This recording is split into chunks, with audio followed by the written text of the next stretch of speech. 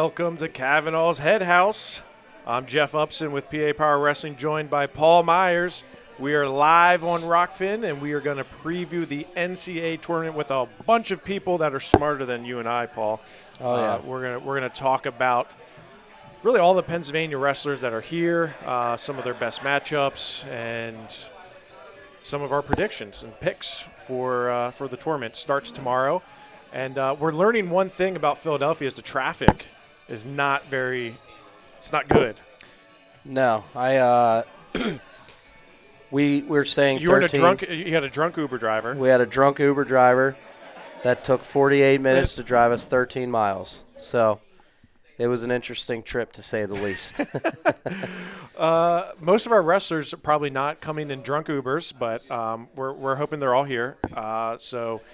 Yeah, we're just a few hours away from kickoff in Philadelphia at the Wells Fargo Arena. We're going to talk about some of the PA Power folks that are here and maybe some of the guys that aren't here, Paul, because this year we've only had, in the last 25 years, this is the lowest number of NCAA qualifiers Pennsylvania had. Now, I feel bad saying that, but we're so accustomed to having 50-plus qualifiers a year, right? And we haven't had that this year. We're still leading the pack by 15-ish wrestlers compared to everybody. But, I mean, just like you said, I mean, all things considered, it is kind of a quote-unquote down year. Right. And do you think that's something that's to be concerned about? Do you think this is something that Pennsylvania Power is running low or running dry, or do you think this is just something where we do have a lot of guys out? And I feel like this is the other thing. When you look at the qualifiers from Pennsylvania, there's a lot of seeds from 20 to 33, right? There's a lot. There's a handful of guys that we feel like are locks to become All-Americans, but there's certainly a group of guys that they're going to need Cinderella stories in order to make it onto the podium. So even though, we are leading the pack from a state standpoint, there's still a lot of anxiety within the Pennsylvania wrestling people that are other people catching up to us, right? Yeah, I don't know if I would say it's so much of a trend because we do have such a good group of high school wrestlers that are going to be coming up through. Like you said, we do have a lot of the 20 to 33 seeds. They're glad that we don't really pay attention to the seeds that much because some of them were a little sus. But we are also missing a few AA caliber guys from Pennsylvania. Yeah. So. And some of those guys that we talked about. So Rocco Welsh is not going to be here. He was a national runner-up last year. That is obviously somebody that would be a favorite to All-American again. He's in red shirt. We have a couple of injuries, right? Ty Waters is not wrestling. Ty Waters is somebody that was an All-American in his first year, his true freshman year at West Virginia. Fourth place? Yeah, fourth place finisher. He's not going to be here. Ryan Crookham. Ryan Crookham is somebody that, Dan, you had him ranked number one, right, to come into the season, right? WrestleStat had him number one in the nation coming into the season. So that's somebody that I feel like, obviously, you lose him, you lose a lot of firepower. And I would even argue Sammy Sasso, right? I mean, Sammy Sasso is somebody that I feel most people, if he's healthy, right, and if he doesn't go through what he went through, would obviously be an All-American. Yeah, I mean, he's a national finalist at one point in his career. And, I mean, Ryan Crookham, there was some rumors that he might possibly come back. It was, I mean, I don't see the big reason for him to come back after missing the whole year other than to just try to see where he's at. But, I mean, a third-place finisher at NCAAs last year. You have a couple blood round guys in there with Jackson Arrington. Mm-hmm. He probably would have been in the mix for an All-American finish. You have – And he's in red shirt. Nathan Taylor from Lehigh, heavyweight. Blood round guy. EIWA champion last year, ranked top 8 in the preseason. Mm-hmm. Would have been also in the mix for an All-American finish too. So we are missing quite a few strong Pennsylvania guys that would have been seeded, well, probably, maybe, in the top 8 there. looking for an All-American status. Well, and the pipeline doesn't dry up, right? I mean, the pipeline is not – there's still a lot of guys coming, right? I've heard the name Bo Bassett about 400 times since we've gotten to Philadelphia. Why is everyone looking at Bo Bassett? Everyone's like, yeah, let's – all right, we got some Iowa fans here. Bo Bassett is obviously somebody that a lot of people talk about. Jax Force is somebody that a lot of people talk about. But you look at the crop of Pennsylvania natives that are coming up through, there's going to be a lot of really good wrestlers that I think are going to transition to college pretty easily, right? Yeah. I mean, I shouldn't say pretty easily, but there's a lot of guys that I think have high aspirations, and I think – we're so used to talking about Jason Nolf, Zane Rutherford, right? For how long? Spencer Lee, for how long did Pennsylvania dominate at these weight classes? And maybe just not – it ebbs and it flows, right? We always can't be the leader, even though we are still the leader in qualifiers. We'll see if we can lead in the All-Americans. Yeah, I mean, we also have quite a few of state place winners that have qualified for nationals that – are still younger in their college careers. I mean, you can't expect Pennsylvania State qualifiers to just jump into college wrestling and be All-Americans, right? I mean, they're college ready, but it's kind of they're biding their time and, until they can get really accustomed to college wrestling until they make that high jump. But I mean, that's why they wrestle here. Any of those 20, 27 seeds can make it to the national finals. Right, I mean, Ronnie Perry. Yeah, Ja'Cory Teamer, 22 seed as returning runner-up. I mean, what do you think, Ja'Cory? Is he going to make a run? Obviously, we love that. Yeah. He hasn't really been wrestling. Yeah. He's been dinged up a little bit. Yeah. Yeah, he's been a little dinged up. As a 22 seed, I mean, I wouldn't say that's necessarily a Cinderella story for a 22 seed to make it through the bracket. Considering in that situation. Right. He'll place up above his seed. Right. But that doesn't, or I shouldn't even say place. He'll wrestle above his seed. I mean, all he has to do is make it 3 rounds before the placing rounds to get above his seed. But I'm agreeing with you. Some things just boggle your mind whenever you see some of these seeds. Let's talk about the seeds. Were there any seeds that really? I mean, there's just you look at the seeds this year and you scratch your head at some of them, right? But there's a lot, and Dan, you may be able to help me out with this. But there's been so many guys that flipped results, right? There's been a lot of guys that they have losses to guys in the bracket, but they have wins over them, right? There's a lot. I mean, when you're the seeding committee and you look at it and you're like, well, he has a couple good quality wins. And I feel like a lot of guys haven't wrestled a lot of the top guys, right? There's a lot of guys that you don't really know how good they are to a certain extent. I personally help seed the ACC right. Ivy League, and you see a lot of the guys that have a win and a loss. Right. And I mean, you look at some of the Pennsylvania guys. Dayton Pitzer stands out to me. I mean, Dayton Pitzer lost to the kid from North Carolina, right? Comes back and runs the table loses to Jimmy Mullen, then comes back, right? There's a lot of guys that just they're wrestling well right now. So if you wrestled bad, like Garrett Thompson, and Willie posted about Garrett Thompson, and we were talking about him earlier today. Willie said that the 4th seed. It was not he said that was no way he should be seeded 4th. But you look at the weight and you're like, well, he does have wins over a lot of those guys, but he does have a few suspicious losses. So I don't know if 4 is he's definitely top 10, right? I just don't know if 4 is necessarily where he should be, but does it? Everyone says, does it really matter? It's the NCAA tournament, right? I mean, Ja'Cory Teamer is a 22nd seed. What are we? Yeah, what are we doing here? I just think that goes to show how close all of these guys are. Mm-hmm. I mean, they're all wrestling at the highest level for a reason.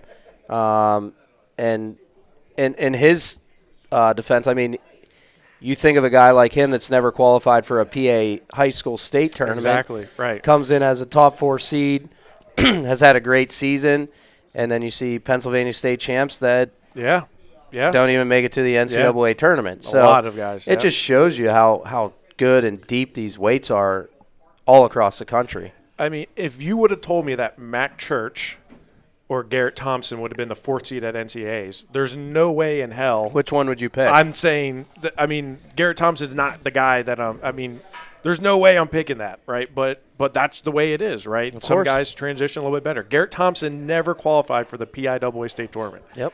And he's a 4 seed at the national, the biggest tournament in the United States for him. So let's look at some of the guys that we do have from Pennsylvania that are looking to make a big impact. Some of our best wrestlers and really our All-American favorites. Obviously, Carter Starocki is at the top, right? I didn't go to the press conference today, but I heard there was some interesting banter potentially with him and AJ Ferrari because AJ was a late fill-in for Henson. So I kind of wish I was there for that. But Carter, he gets it done in the big tournament. Yeah, he's obviously going for his 5th NCAA title, but that bracket is stacked. You got Keckheisen, you got Plott, you got McAnally that just took him to overtime.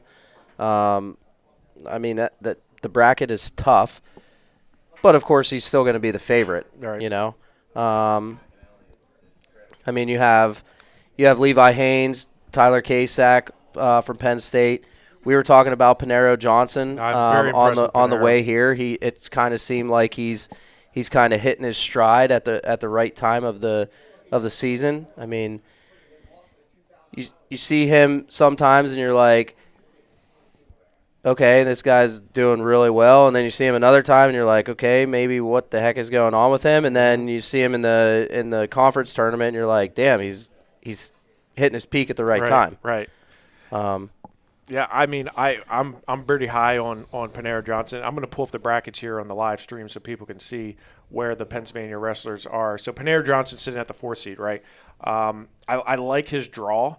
He's probably going to see D'Amelio from Ohio State in that first round, and but after that, again, I like where he's at, and I think he's wrestling really well. So he's another one I feel like. And it's interesting because they're 2 Cathedral Prep guys. There's actually 3 Cathedral Prep guys with Jacob Van D, Panero Johnson, and Carter Starocki. So it's always cool. These guys from Pennsylvania, and Erie Cathedral Prep is not one that typically, right, jumps off of the page as like, yeah, they're a powerhouse. Unlike Bishop McCourt or Faith Christian, where in a couple years most of our qualifiers are going to be from both of those schools, right? But yeah, I like Panero Johnson. I think he's somebody that if he does not All-American, that would be very surprising. Shocked. Michael Beard. Michael Beard's been around for a long time. Michael Beard's been wrestling for the last 7-8 years, right? It's Van Wilder of college wrestling. Yeah, Penn State and Lehigh. Michael Beard, he was, last year he finished 8th. He was. He took some losses, and this bracket's not easy. This bracket that 197 is not going to be easy. But again, I have a feeling that he just gets it done. He finds a way into the top 8. Nick Feldman. Nick Feldman's another one that does not get talked about nearly as much, I don't think. Somebody that, again, grinds out wins. He's always behind the big guns, right? Obviously, with Gable coming back, that changes things. Yep. But he's in those matches. He's, I think, a few adjustments away from really upsetting somebody. Not saying he's going to, but I think he's in the mix.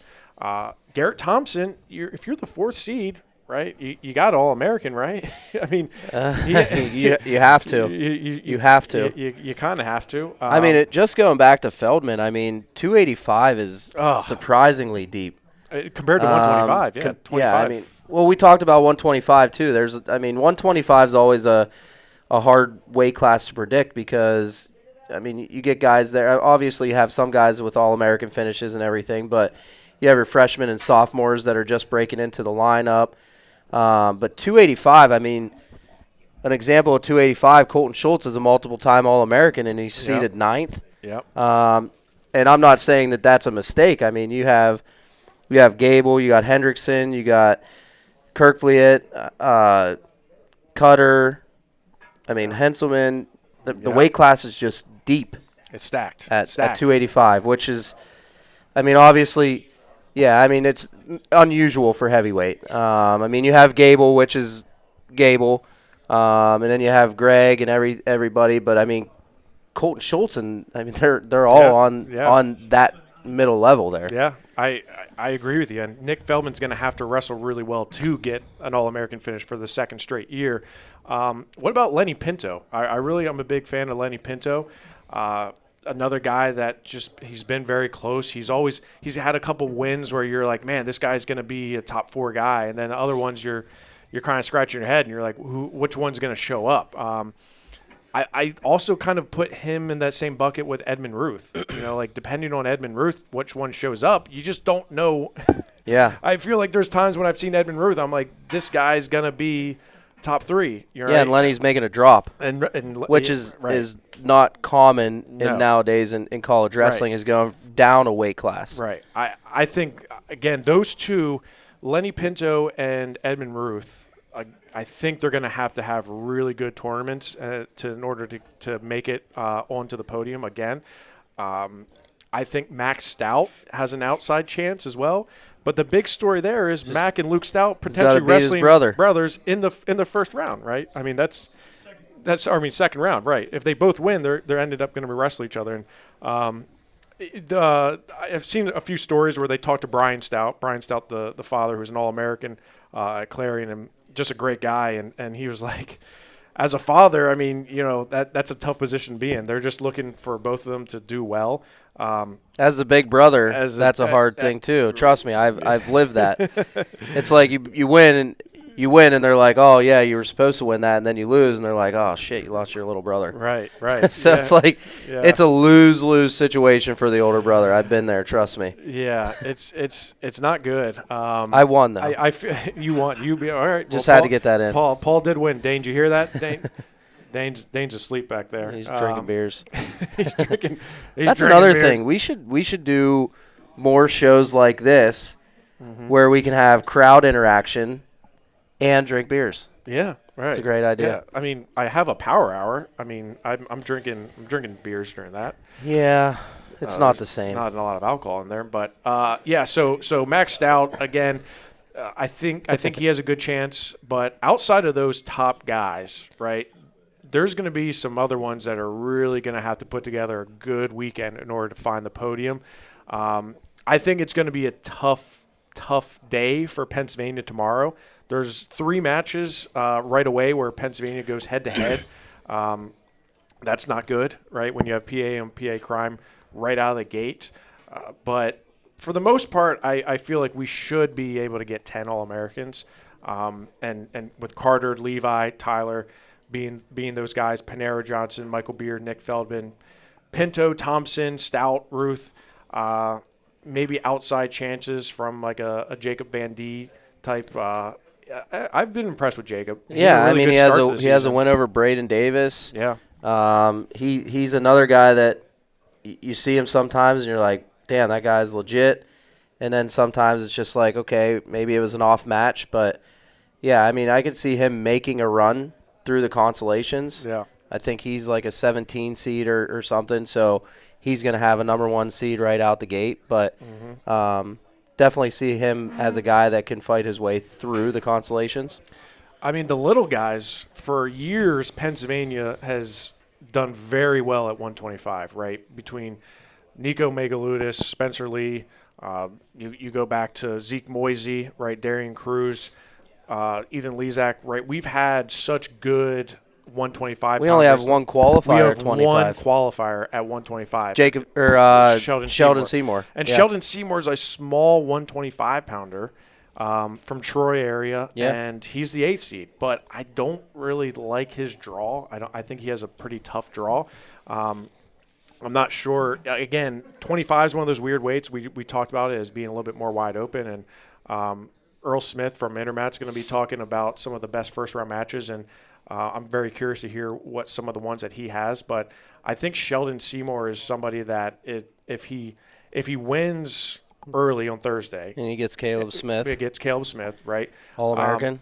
That's a that's a ticket, right? If you win that match, right, you obviously set yourself up in a better position. But just to have those guys where Spencer Lee, right, and Nico and those guys that were leading the pack at 125 to go down to just one qualifier from Pennsylvania, it's kind of sad, right? When we have more heavyweights and more 197 pounders than we do 125 and 133s, right? Which is not typical for Pennsylvania. Typically, we thrive at the lower weights, lower to middle, and it's just Pennsylvania is not known as a heavyweight state for sure. Yeah, maybe our guys are just lifting heavier. That may be. You know, I mean, another thing to just go off of that is you see a lot of our lighter weights that we think could be lifetime 25, 33 pounders end up in the 41, 49 area. Mm-hmm. And, I mean, let's be honest, those weight classes are just more competitive.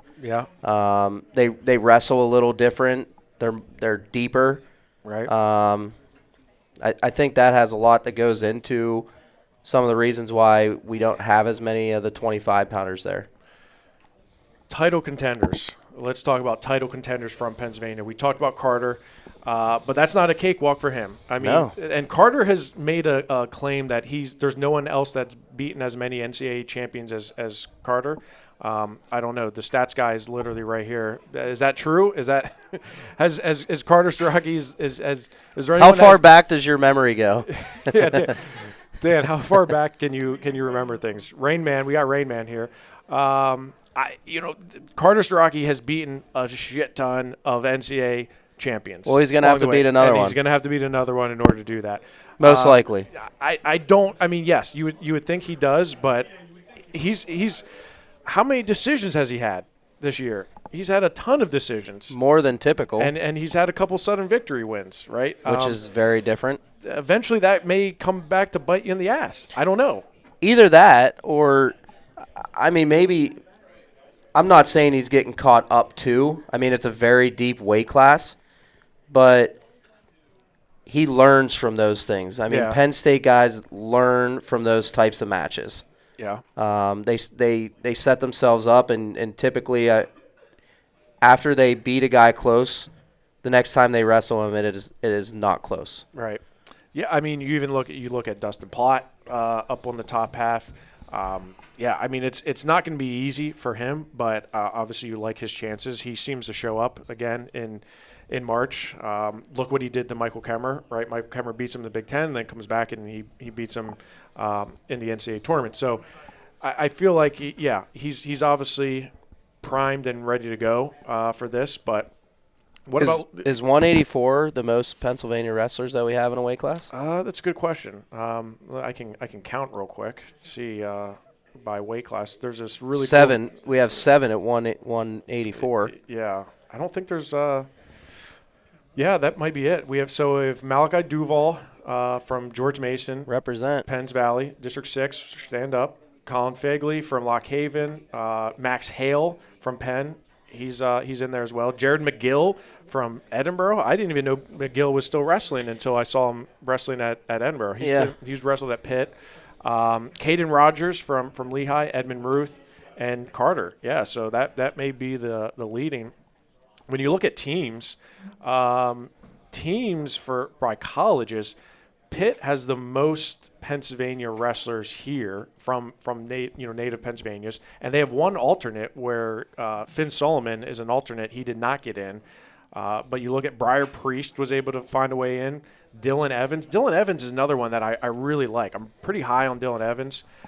He's had a good season, and he's got some good wins, but he just needs one of those marquee wins for him. Jared Kessler, tough draw for him. Luca Augustine, Max Stout, and Dayton Pitzer. Dayton Pitzer is one that maybe we'll bring Robbie on. Robbie can talk about the ACC. He's got a significant ACC bias, so curious to hear what his thoughts are on some of these guys. But yeah, you look at some of the top contenders. Carter's at the top. Levi has a tough draw, right? Levi's not going to leave. And everyone's talking about him and David Taylor and their relationship and how close they were and how, Levi was David's kind of first big guy from M2. And I can remember when he was a freshman at Biglerville, driving up 2 hours to State College one way to wrestle at M2, and they That was his life his and senior that was year. his life. Yeah, his senior year he was up there, right? His Yeah. senior year he spent a lot of time with David Taylor, and now David Taylor's potentially coaching against him. And it's just an interesting dynamic. But Levi, obviously, you look at him and you like his chances. Yeah, that's another match that I think he's going to learn from is the Yeah. match with Keegan O'Toole. Yeah, You know? right. These guys wrestle and don't get me wrong, Keegan is a different animal, obviously, national champion and everything, but these guys learn from whenever they wrestle a person the first time.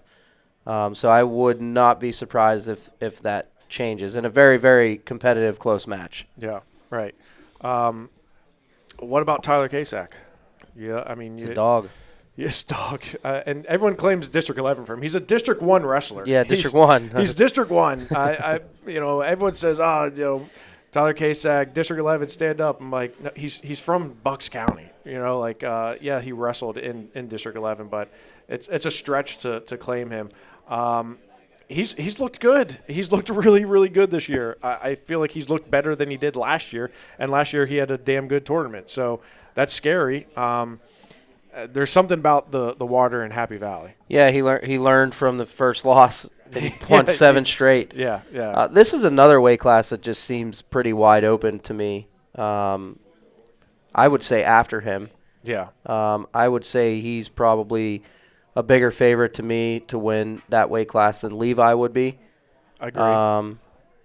Just because he's a grinder. He's so tough. Mm-hmm. He's good in all positions. Yeah. What do you think about some of our other guys that can make a run? And do you think Panero Johnson can pull it off? Do you think he can Cinderella this thing? I mean, I know it's not To really be an Cinderella, NCAA champion? To be an NCAA champion. No. Paul. All-American? Yeah. Yes. Okay. So no on national champion. Look, he can put it together. I don't know. School-wise, so let's look at colleges. We said Who's going to win the Pennsylvania College team the title? Pennsylvania College team title is probably going to go to Penn State. Yes, obviously, but I would say Lock Haven. Wyatt Henson's another one, man. I feel like he could catch fire. Tucker Hogan, I really like him. How about Gavin Hoffman? He's like 30. He's wrestling heavyweight. Another guy we talked to on the way down here. He was an All-American like 6 years ago for Ohio State. He can't weigh more than 220. He can't weigh more than 220. No. And I love Garrett Hoffman. His dad, you'll hear his father, Jim Hoffman, wherever he is in the arena, you'll hear Jim Hoffman. He's so loud. I love him. But the fact that Gavin Hoffman, and he's actually not wrestling bad at heavyweight for Lock Haven. Yeah. Like he comes back and he starts wrestling again, and you're like, oh, this guy's washed. Like he's wrestling pretty well. Yeah. So I'm not saying he's going to make a run, but especially considering how deep heavyweight is. But shout out to Gavin Hoffman. He's been for here, wrestling. though. Yeah. He's been here. He's been here and he's got it done. I really like Gavin Hoffman, and I just think he's a dog for coming back and wrestling tough. Nebraska with Van D and Pinto, those guys. Nebraska's tough, man. Nebraska is tough, but Penn State's obviously going to lead the way with the Pennsylvania, the power that they have there. Virginia Tech only has Mac Church, Gabe Willishell from Wyoming. See, that's another thing that I think is going to change is Virginia Tech having a Pennsylvania pipeline coming through. A big one. I really think we're going to see a big change in Virginia Tech having one Pennsylvania qualifier at NCAAs. I 100% agree with you. I think the pipeline is very strong with Virginia Tech. We've got a lot of big names like Aaron Seidel, Colin Guy. There's a lot of guys there that I think are going to do well for Virginia Tech. Lock Haven, Tucker Hogan's going to be special. He's not there yet, but Tucker Hogan in a couple years is going to be competing for an All-American finish. I really do. That's what I mean. We have a lot of the younger Pennsylvania guys that just they're buying their time, and I really think that we're going to see an uptick in the All-American status. I think if we have 10 this year, that would be great. But moving forward, I think 10's going to be like, if we're talking about having 10 Pennsylvania All-Americans 3-4 years from now, then I think something happened. Yeah. Something had to have happened. Yeah. I agree with you. And you look at some of the other schools that are missing. Clarion does not. They don't have a qualifier from Pennsylvania. They don't have a qualifier at all, right? Which is super surprising considering. I mean, the amount of talent that's been produced out of Clarion over the years. Drexel doesn't have one from Pennsylvania. They have three qualifiers, right? just not for Pennsylvania. Just not for Pennsylvania. Which is again sort of surprising. Waterman should have. Waterman should have had a been in, right? I think we talked about Kyle Waterman as being somebody who got snubbed. Bucknell, another one. Dylan Bechtold. Dylan Bechtold is going to be really good. Oh yeah. Him and Tucker, those stellar trained guys. Chance Marsteller is changing the dynamic in Pennsylvania for sure. You see those guys like Colin Rath and Colin Guy, Aaron Seidel that are coming up through his club, and you're seeing what that impact is making. Everyone talked about David Taylor and what he did for State College and Pennsylvania wrestling, but now that he's gone and Mark McKnight is trying to fill those shoes, you look at what Chance Marceller's done. I feel like Chance has made such a huge impact on a lot of these young wrestlers, and we're going to start seeing them. So his first qualifiers were Tucker Hogan and Dylan Bechtold. Mm-hmm. Those are his first club guys to make it, and I think we're going to start seeing more.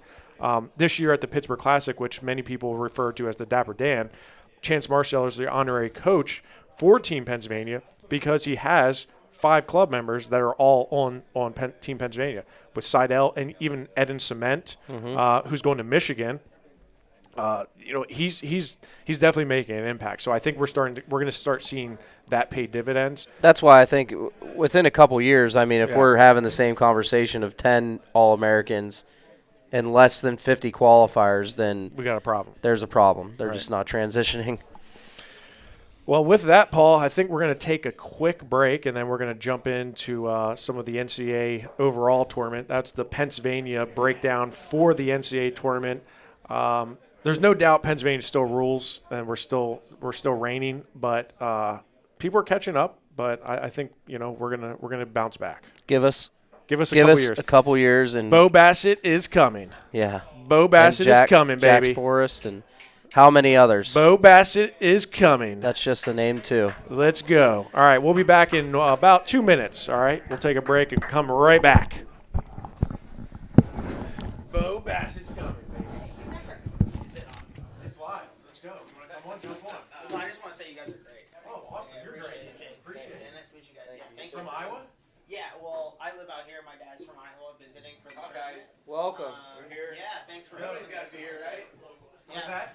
Somebody's got to be here. Someone's got to be here. Yeah, Someone's got to be here. No, this is It's gonna be great. So it's like Pennsylvania, like high school, like. Yeah, we're like full wrestling of Pennsylvania. Okay. That's what we cover all the gamut. You guys are great. Awesome. Yeah, thanks for hosting this. Thank you. Furthest away award? Wyoming. San Clemente, California. So you got a Wyoming. couple PA guys on in Wyoming, right? Yeah. DeLuca, you got Gabe Wilshell and his brother Luke's going out there. He just finished second in the state. Two-time state. Yeah. They're all mixed up. That's a good thing about this. You guys are so good. It's a tough. A lot of coaches coming out of Pennsylvania. Taylor's a good example, right? They're gonna start pulling kids, right? They're gonna start them around. He produced so many, right? Yeah. That's just the way it is. And Pennsylvania is so deep right now. That's why I was saying if we're having the same kind of conversation in a couple of years, then there's a problem because our big time talent is transitioning. Yeah. I mean, after the end, you guys are probably familiar with that. I mean, our Pennsylvania next year, I mean, probably has their best chance of beating Team USA in a long time. That's gonna be exciting. I agree. Yeah, it's kind of interesting to see how it's starting to spread out. It really is. And I think this sport right now, this year, probably, I mean, you look at multiple weights, I mean, it can go either way right now. We saw the Big Ten. Big Ten is really interesting to me. That's what's surprising. There was so, I mean, who thought They're coming in. Saatchi would ever go to overtime? Yeah. Not me, right? Not me, right? McNally, McNally, and then you got Hickson. I mean, that kid, I don't know. that's a good chant, right? These guys are out of there. I mean, there's just one example guys are of backups how out there. this shit's getting Actually, really tight out there, and that's So like obviously Sriracha, he's gonna be fine. It's a Sriracha show, but and he's gonna win it. But, do you think it'll be McAnally?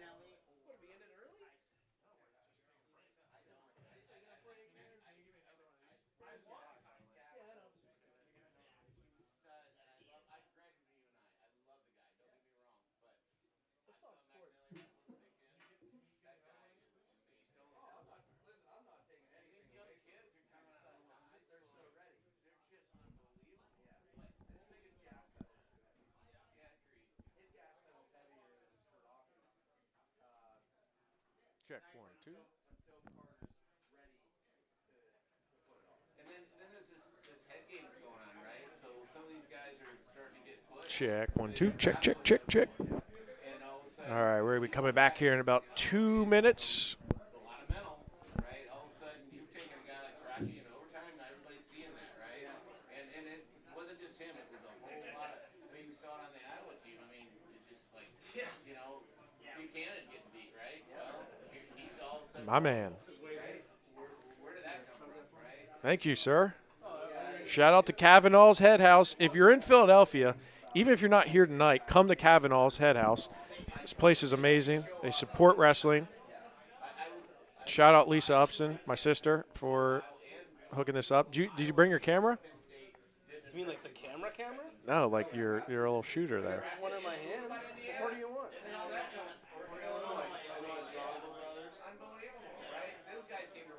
Actually, no, I left the cameras at home. I figured you did. All right, Earl Smith, Tony DeMarco. Earl Smith is coming on. Shout out Intermat. We're bringing in the big guns now, boys and girls. They're built different. You can just walk around it. You're in trouble now. All right, headset here, headset there. Get some beers. All right, so how it works is we're going to talk to the crowd, right? We got fans from Wyoming, from Iowa, right? All here to hear you talk. So what we're going to do is we're going to pass the mic when we're talking. They didn't have to pay for this, right? They didn't have to pay for this. No. We should be paying them, to be honest. We should be paying them for coming and listening to us.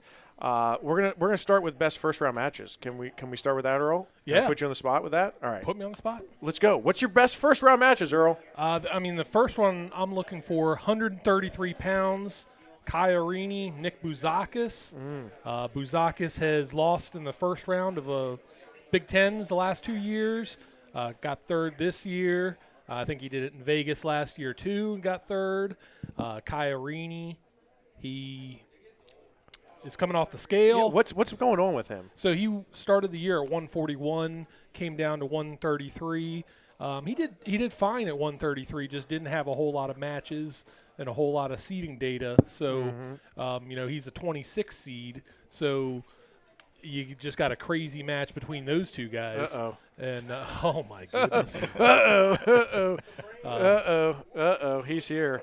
He is ready. He is here.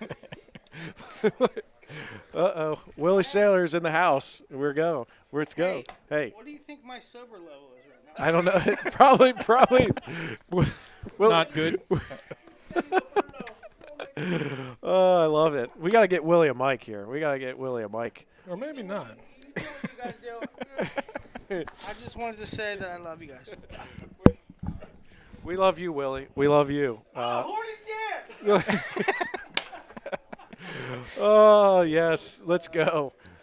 All right. So so we're on that best first round matches topic. It's very Ohio State heavy for me. Okay. Why is that? Just they got weird draws. 174 pounds. You got 165. We're talking about first. Patty. Yeah, Patty yeah. Gallagher, and then he has. Who does he have? I know he's Hunter Garvin. Yeah, Hunter Hunter Garvin, Garvin. yeah. That's a returning All-American. That's a good one. And Patty Gallagher, kind of like Arini as well. He was. How did Patty Gallagher end up down there? Well, 26, well, 17 and 8. He had that 57 whole for a while. Sammy Sasso, is he going to go different right, ways? right. So everybody was kind of going back and forth for those guys. So he didn't really have that many matches at 165 pounds. Didn't have a great Big Ten tournament either. So he gets kind of a not great seed at Hunter Garvin. And, he's a wild dude out there. So that could be a fun match. 174 pounds also. Now with the re-bracketing. And can you explain how the re-bracketing worked with Brennan out? Yeah, so Tyler Brennan was Little Rock Pac-12 champion. They ruled him ineligible because he had already competed in 5 postseasons. Right. And they just ruled that today that he was out. A few hours ago, yeah. Shout out Dan and WrestleStat. So he was a 29th seed, so Michael Wilson of Ryder, he slides into the 33 seed, and then everybody who's there bumps up a seed up to 29. So Right. Which kind of sucks. I gotta say, like the. Oh, all right. I thought this was better. Right. The Pac-12 second place guy doesn't get a say Right. in coming into the tournament, but it's the alternate that gets it. Mm-hmm. I get that it's last second and everything like that, and you have the alternate, but NCAA messed up with the eligibility aspect of it. Yeah. And now with that guy doesn't get to call himself a national qualifier. Right, I right. mean, that's just me. Huh? I got double mics. Yeah. Yeah, so I heard kind of secondhand from one of the people on the selection committee basically saying that Little Rock submitted their entries with Brennan on it, so there isn't Murphy Menke from Oregon State. It has to go to the 33 seed, which was, or the next guy, the alternate, which was Michael Wilson. And so also at 74, Carson Karchula and Lennox Wolak. Yeah, that's I guess with the brackets moving around, I think that's the only matchup between returning All-Americans in the entire tournament. in the first round. Yeah, in the first round. Okay. So you have those guys, Lennox Wolak. The other guys, they were moving in between weights and stuff. Yeah. Wolak just, I think he was banged up a little bit, but didn't have a great year. ACC was deep at that weight, so they had, I think, 5 automatic qualifiers. So he just lost a bunch of matches. And he has Karchla, who looked like he was on track to being a top 5 seed. He lost twice at the Big Ten tournament to Danny Bronigal. Right. So he's a 9 seed, so that's not great. Going up to 84, still with Ohio State. You got Ryder Ragazzi, and then you got 7 seed Isaac Dean. Shout out Ryder. Yeah. There we go, New Jersey. New Jersey. And that one, so I guess maybe we're kind of looking at Ohio State as the underdogs. They're still the underdog there, but at the same time, Ragazzi's he's kind of wild. He's capable of, pinning somebody in 30 seconds. So, Right. I think that's probably an upset pick that a lot of people are making, picking him over Dean. If people are, trying to project these upsets, I don't think that's too far-fetched of one. Right. And then I got to throw in Virginia. So, best wrestling state in the country. You're in Pennsylvania, Earl. Come on. Whatever. Last time I was in Philadelphia for an NCAA tournament, Bubba Jenkins pinned David Taylor. So I'm just going to say.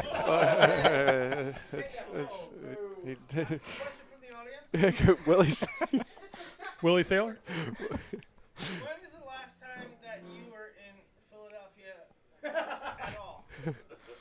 Before today? Yes, sir. That was probably 2 years ago. What were you here for? At the library, there was a Harry Potter expo. Wow. That was my wife's doing. Earl Smith, wrestling and Harry Potter. Harry Potter Yes. and wrestling. I can do both. They mix. Get you a man who can do both. Get you man who do you both. Who did you pick? Who did you say from Virginia? Oh, yeah. 197 pounds, you got Andy Smith and yeah. Zach Glazer. Glazer isn't, hasn't been the same guy he was last year when he made the Big Ten finals, but he's still very solid. And then I think looking ahead to that second round, Right. I wouldn't mind seeing an AJ Ferrari Zach Glazer match because we remember how the last one went between those two guys. Yeah, right. Can you yeah, There's some splits, some hand gestures. Things happen. If I demonstrated, then Upson would probably have to pick me up. I can't. I don't know if I can pick you up, bro. I'm not built different. No. All right. I like the first round picks and a lot of Ohio State flavor there. Yeah, right? I know we're PA power, so yeah. I don't know. Maybe It's fine. maybe This a bunch is of losses for Ohio State. A bunch of losses for Yeah. Pennsylvania guys early on. Tony, let's flip it over to you. Who's going to make a Cinderella run? You think? And you got to talk into the microphone. I'm okay? sorry. Okay. There's Dane's back there. He's trying to listen to you. All right. I don't know why you would Put it right up to your mouth. right up here. Yep. Are we good? Everybody can hear? Yeah. Okay. A little bit closer. A little bit closer now. I'll trade you right now, Tony. I've been trying to make deals with you in fantasy for a while, and you negate everything. But Cinderella runs. If we're going by seed, I mean, Andrew Alira is obviously 8, but that's not really a Cinderella run because everyone not. is picking him to Yes, win, right. essentially, which I think is a little bit disrespectful on Brock Hardy, just personally. Yeah. But Don't say that because Willie's here. It's true. Cinderella runs, I got to look at possibly, and I got all my notes here. I got to say, they seeded it really well. What And are you? I'm giving credit to the NCAA, to the committee. I'm Okay. giving credit that they did seed it really well. Seeded 97. 97 was seeded all right. I seeded it. Yeah, Willie seeded it. That's why. Oh, okay. Then maybe it wasn't seeded so well. Yeah, Cinderella run. Spencer Moore could possibly make the semis. He's beaten Cooper Flynn. Okay. I could see winning against Cooper Flynn. He's beaten Ventresca. And I don't really – Nicola Rivera, Strickenberger, they both had tough first matches, and you don't know who's going to come out of that. It's a very good path to the semis for him. Okay. Then you're going to have probably Ramos, and that's going to be a very Right, tough. But right. he had tough matches in the Big Ten, Right. too.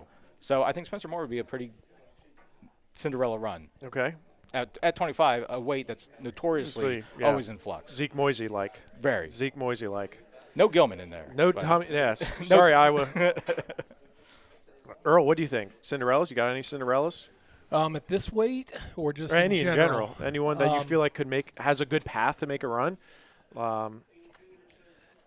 I want to see, if we're talking to 25, I want to see Mark Anthony McGowan Yeah, against, I was thinking of him. against top-level competition for whatever reason. I think Midlands was the only one where he really had the opportunity to hit some top guys.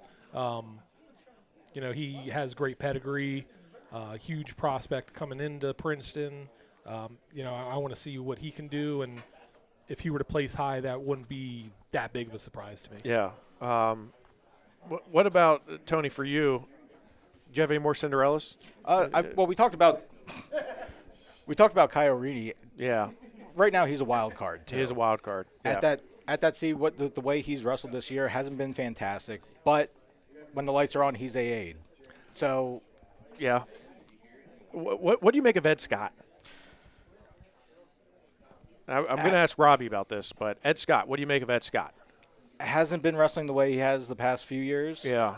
Not a lot of from me, if I'm picking my bracket, I don't have a lot of confidence in him moving forward. But that's I don't know. He's one of those guys that could, like Ryder Rogoski, he could pin somebody in 30 seconds or grind it out to a sudden victory loss kind of thing. Yeah. He could make a deep run, but right now the way he's been wrestling the track record for this year, I don't see him making a deep run. Yeah.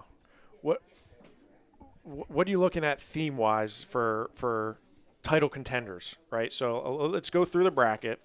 Let's hear your breakdown of who you think's title contenders, both of you guys, who you guys think is going to make it to the finals, right? And who are the guys that we should be looking out for. Start at 125 because it's wide open. 25 to a certain degree, it's wide open. We were just I don't know if you were too busy drinking over there, but we were talking about how Pennsylvania typically dominates 125.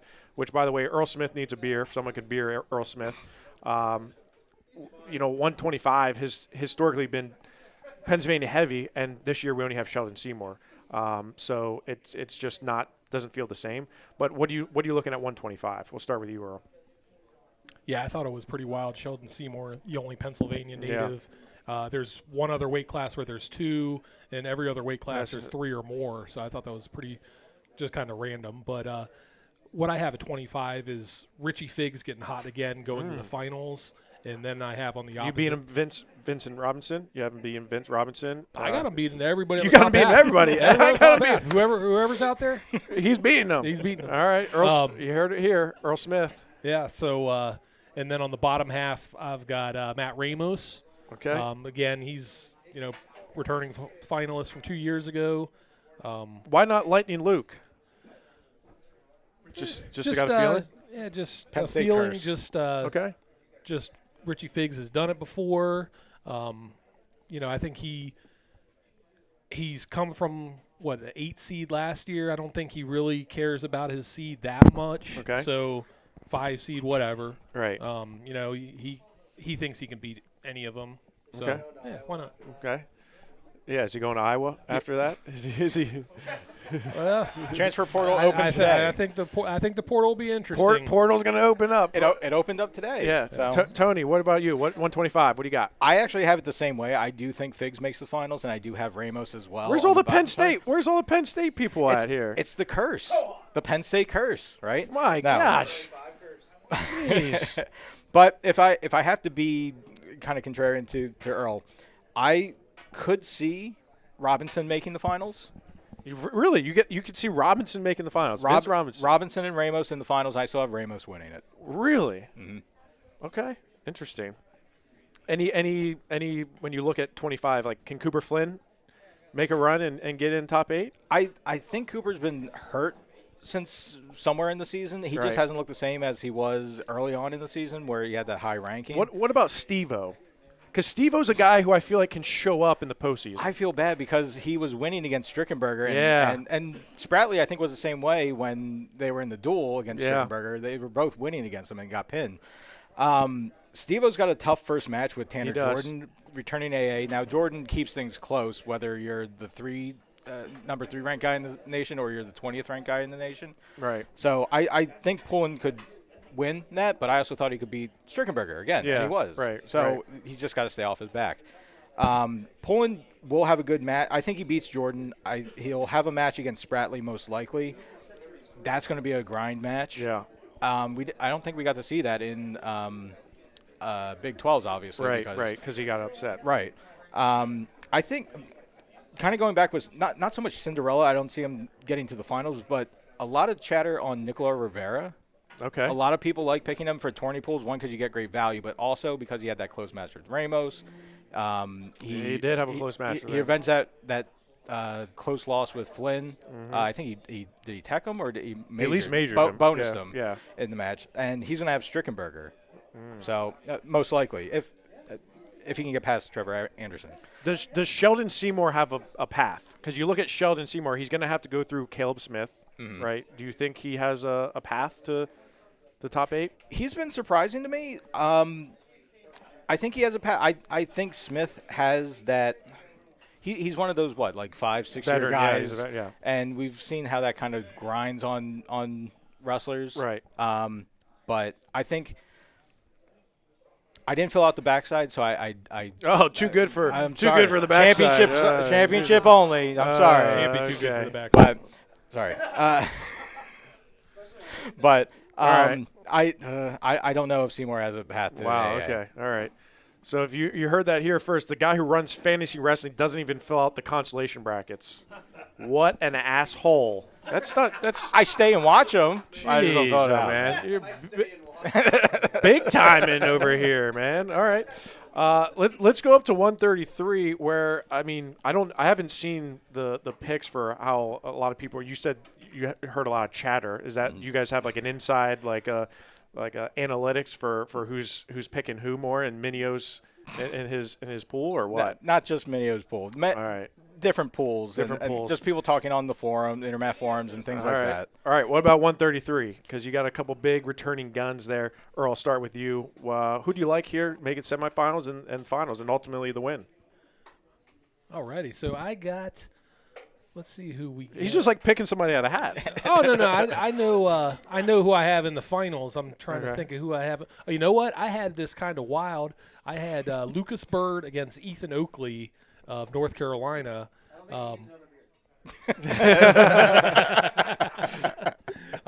That on the top side in the semis. I think something wacky's going to happen there. You have Zeth Romney and Dom Serrano as the 4-5 seeds. And you think they're suspect? Suspect there? They're gettable. They're Gettable. Okay. Romney had a great Vegas tournament, so take nothing away from him. But I think that they're What about Tyler Knox? Tyler Knox.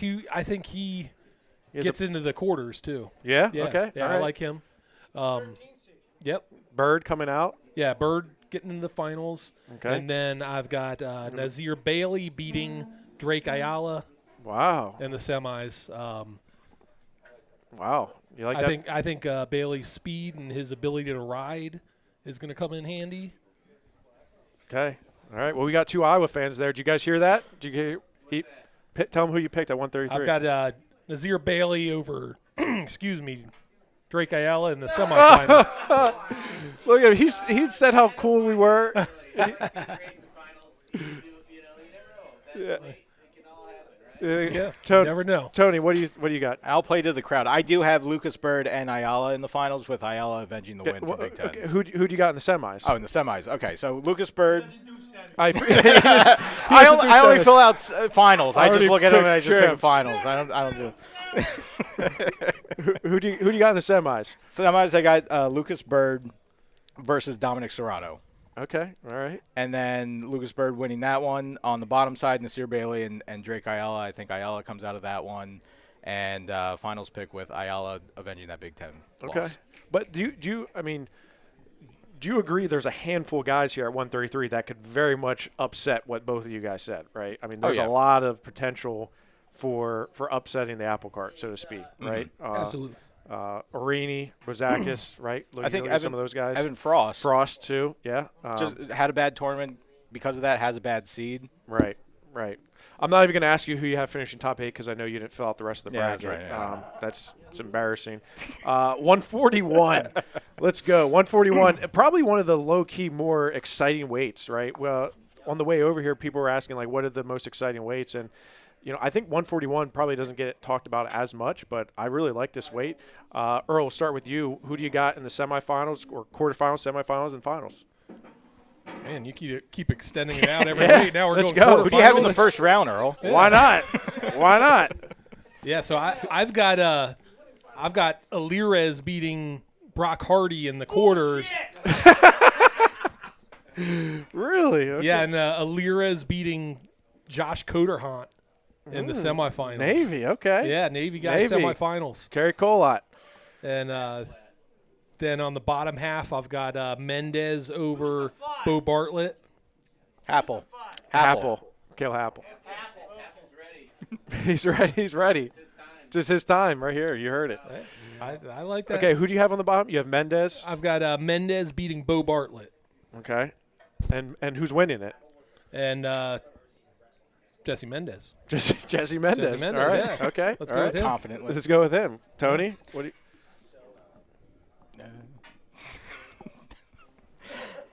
A little closer. A little closer. Little closer? Yeah, Okay. there you go. There you go. Now they can hear Now you. they can hear me in the back. I actually had Brock Hardy making the semis against Cale Happel. Wow. Okay. And I have Brock Hardy making the finals against Mendez, with Mendez winning. Okay. And Bartlett as the other semifinalist. Okay. All right. Yep. What about Sam Latona? What about Sam? Sam's going to have a tough path. I like Sam Latona, but I think he's got a tough path with Coderhunt, and then trying to get past whoever that either Happel or it's going to be Happel he's going to have to try to get past. I don't see that happening. But if he does, I don't Coderhant and then Alirez or Hardy. I think it's just too much of a path for him to get to the finals. Okay. One thing I noticed is we haven't talked a lot about some Oklahoma State guys, right? In the first couple weights here. What do you think about Jameson at the 7th seed? Right. I feel like he's kind of has I mean, he's obviously going to have to get through Bartlett, but do you feel like he can make the quarterfinals if you filled out the quarterfinals? Yes. Yes. Yeah, I think he definitely could make the Yeah. quarterfinals. I don't have him beating Bartlett, but I do have him on the podium. I don't know off the top of my head exactly where I had him on the podium, but Fill it out either. Yeah. yeah, I feel At least he filled it out. Yeah. At least he filled it out. I got one filled out somewhere. All right. So I got Robbie, you may have to jump in on this. So Caleb Henson skipped the media interview, and instead we tagged in AJ Ferrari. Do you think that was planned at the you think there was like, hey, let me get in, like somebody jump out, and Caleb Henson was just the guy that they pulled out? I don't see Caleb Henson Being media, okay, I got you. not the same All right. circles there. All right, so Caleb Henson's your top seed there at 149. Is that who everyone's picking, or who else are we going with here, Earl?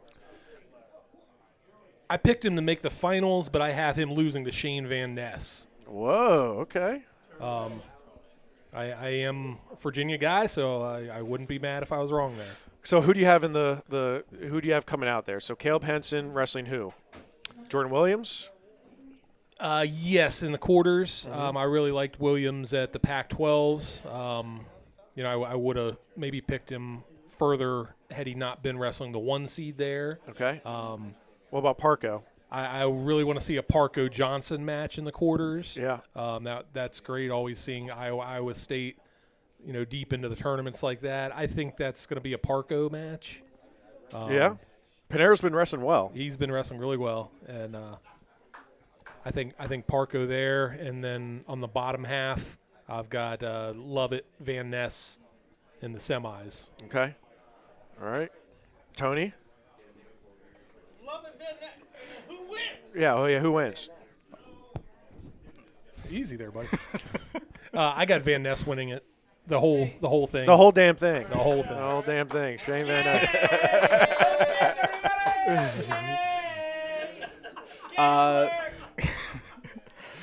For me, I got Caleb Henson and Kyle Parco in the semis. Is Caleb Henson the same Caleb Henson as last year? No, Uh, I don't think so. Okay. He looked it in the beginning of the season, and then there was about a little bit of time where I think he was injured or something. He hasn't looked quite the same. But then again, at ACCs last year, he lost. He lost, and ends up winning an NCAA championship. Singleton, right? No, Arrington, Arrington. That's it, Arrington. Western PA guy. Get this guy off the mic. But I think Henson makes the semis against Kyle Parco. That Parco Johnson quarter is going to be very good. They didn't wrestle, right? No, They No. didn't hit because Panera wasn't down. He was Panera 57 wasn't still. down, My thing with Johnson is that he wrestles kind of like Churches, where every match is 1 or 2 points. Almost, it feels that way. Sickle cell anemia. Well, there's a reason for that, maybe. Problem is, he actually has sickle cell anemia. Okay. All right. And then on the bottom side, I got Lovett and Shane Van Ness, with Lovett coming out, and I have Lovett winning it all. You have Lovett winning it all. Lovett winning it. Okay. All right. What you talked about Lockley McNeil, right? You think he has a good chance to make a run? You think he's in a position where he can Quarters. yeah. Definitely quarters. Yeah. But that match against I think the top 3 here, Henson, Lovett, and Shane Van Ness, I feel are on a different tier. You think those 3 are in a different tier? Those You don't three think you don't think anybody else? No, is, it's those 3, and then it's everybody else. okay. Earl, you agree? Generally. Okay. All right. We'll leave it there. We'll go up to we'll go up to 157. Nothing else to be said. Nothing else to be said. Because now it starts getting interesting. Not that it wasn't interesting before, but 57 starts getting a little bit more heavy with some of our bigger guns, and Tyler Kasak being at the top. You guys, I'm assuming you guys all picked him, right? To do what? To win it. No, I've got the DMV representing Oh my gosh. Meyer Shapiro, Cornell. I got him beating him in the finals Okay. How do you have him getting there? by wrestling and winning. Who you got him beating, Earl? I've got him beating Antrell Taylor in the semifinals. Okay. Yeah, Ja'Cory Teamer. Yeah, I've got. He's ready. I mean that. Seed don't matter. That first round match against Johnny Lovett. I think that they might as well just start that one in tiebreakers because I think that's probably where it's going to end up. Classic Will Luan type match. Yeah. Lovett wrestles a lot of those close matches. Teamer, has the offense and can break it out in a hurry, but he does. He could be susceptible to going into extra time with him. I feel like Kasich has a pretty easy path to the finals. Is that wrong of me to say? I don't think any of these guys are on his level. To the Yeah. semis, absolutely. To the semis, to the semis Yeah, for sure. and I think people are going to like Rafael Hippolito, 4 seed out of Virginia Tech. He's Brazilian jiu-jitsu guy. He's going to throw you. He's going to do some big stuff. So, I don't think he has anything for Kasich at this point in his career, but I like him. Tony, what do you got? I agree. I have Kasich winning it, but in the semis, Kasich versus I have Cannon making the semis, but I think that on paper I have it as Brandon Cannon and Hippolito meeting in the quarters, and that's going to be a insane match. I feel Hippolito puts the hip in hip throw. Yeah, essentially. He does. Yeah, he does. So that match could be something where it's very close, or it's going to be something like a 17-14 type match. Right. I think Brandon Cannon comes out on top on that. I think Hippolito's still a little rough around the edges when it comes to kind of like your brackets. a little bit. Yeah. Kind of like your brackets. Just the top side. Willie like that one. Willie, you like that one? A little around the brackets there, huh, buddy? On the bottom, I keep hitting on the bottom side. I like Antrell Taylor and Shapiro on the semis, with Shapiro winning to make the finals. And Kasich winning that? Kasich Hall, Yeah. champion. Yeah. Yeah. All right. That's fair. You can fix your mic now. Thank you. Ja'Cory Teamer is down there at the bottom. I mean, are people picking him to make the finals? I mean, have you seen in your analytics your chatter that you're getting, or is the chit chat? The chit chat is. I mean, chit chat on are the we street? are we The kind word of- on the street? Yeah, is the word on the street is Ja'Cory Teamer not have a chance? I mean, do you feel like he? Well, he took to Instagram last night saying He that did the take seed to Instagram. seed doesn't matter. See, don't matter. He did say that. Said something about his shirt he was wearing. Apparently, it was an expensive shirt. Yeah, I mean, it makes sense with It makes sense. I mean, I agree with your analysis there, Tony. You don't know what teamer you're going to get. Exactly. That's kind of the question is yeah. which one shows up. Could he somehow locked make in. the semis? Yeah. Could he go 0-1-2? Yeah. Yeah. 165. This is a crazy weight. You got the Mitch, what do they call him? What's his nickname? Mitch. Yeah, Mitch. Do you have something? Mitch? the genius. He's Mitchell. Mitchell. Boy, what do you Mitchell make the of Mitch. Mitchell the Mitch? What do you make of 165, Mitch? Well, first I got to give a Pennsylvania shout out to the 32 seed. Yes. Where is he from? Connellsville, baby. Connellsville, Bill Swink. Bill Swink. That's my guy. Yeah, Bill Swink. Shout out Bill Swink. That's right. I don't know. Mitchell Messabrink. I still think if you kind of do a blind resume looking for Hodge Trophy right now, it's going to be hard to argue with what he's done. Yeah. All the tech falls and stuff. So, I've got him winning the whole thing. I think it's going to be a Big Ten Finals rematch with Caliendo. I do want to see No love for Peyton Hall. I do want to see that match because Peyton Hall's been really good this year, and they haven't met each other before. So, what about Bear Claw? I love Bear Claw. I love seeing that Utah Valley has a contender in the first year of Adam Hall's tenure out there. I think it could be a fun little storyline if You've got the ex-Penn State guy against Messenbrink in the semifinals, and I think that could and maybe should happen. I also, just from kind of like one of those sentimental things, seeing Julian Ramirez as the 5 seed there. The guy's been, I think, a top 5 seed the last 3 years and finished in the blood round every single year. Yeah. So he's a senior, and so I'd like to see him have a breakthrough. So, if he were to beat Bear Claw and make the semis, I think that would be pretty cool. Yeah. Tony, what do you got? For the semis, I think it's chalk. I think it's 1, 2, 3, 4. But there's a lot of interesting battles to get there. Amin against Steed, most likely, in Yeah. the quarters. I actually have Minto beating Bianchi in the first match. And Really? Then beating Ramirez in the quarter to get to Bear Claw making the semis. Okay. Ultimately, it's Messenbrink's world, and we're all watching it. But him and Caliendo, I have the same thing with Messenbrink winning. I think Messenbrink is I was using tiers before. He's the number one tier. Everyone. Then it's I have Caliendo as kind of that second tier, and then it's everybody else. You don't have anybody else on that tier with No, Caliendo. I think Caliendo's the second best guy. Hall is not there. Hall's not there. He's top of the third tier. Ramirez not in that. Not in that tier to me. Okay. All right. Well, you heard it from the tier champion himself, Tony DeMarco. I would say at 174, there's probably another level of tiers. Is that correct? Would you say this? There's tiers everywhere. There's tiers everywhere. Yeah. You're gonna be crying some tears later. Keegan O'Toole, right? We talk about Keegan O'Toole and Levi Haynes. Earl, is anybody stopping these two on a collision course? I mean, Dean Hamidi, he could. I don't necessarily think it's going to happen, but that's going to be one of the finals I'm looking forward to most. O'Toole versus Haynes, their match at the duels, that was great.